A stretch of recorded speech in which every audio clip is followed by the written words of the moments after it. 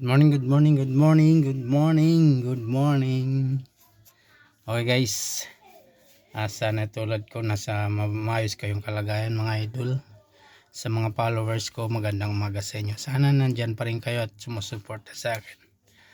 Sa mga hindi pa nakapag-subscribe sa akin, please subscribe at para lagi kayong updated sa aking mga ina-upload na video, na bagong video. Alam nyo guys, kahapon nagsimba kami ng asawa ko. Pinakinggan ko yung misa ng pare.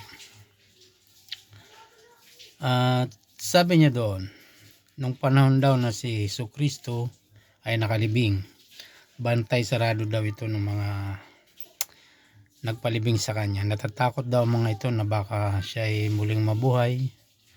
At alam nyo na, at aking napagnilay-nilay mga kapatid, ang nangyayari ngayon sa ating gobyerno, parang ganun din. Ang gobyernong ito, kasabat ang mga, alam nyo na, mga sindikato, mga oligarko. Takot na takot sila makabalik ang mga Duterte. Kaya ganun na lang, bantay sarado nila ang ating OBP, ang ating Vice President. Na sureball naman na siyang susunod na Pangulo sa ating bansa sa susunod na halalan.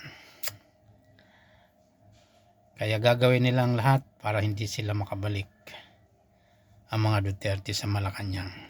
Dahil alam na nila ang mangyayari sa kanila kapag nakabalik isa man sa mga Duterte.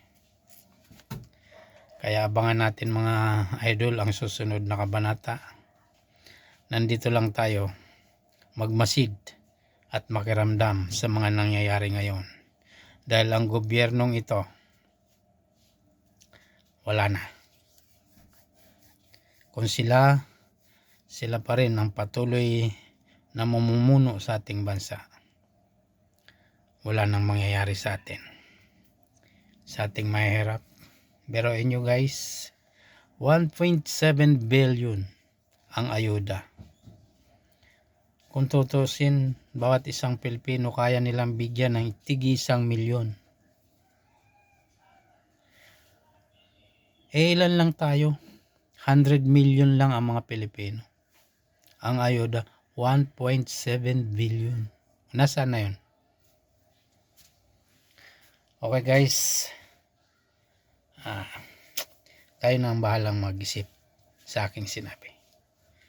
Thank you for watching. I love you.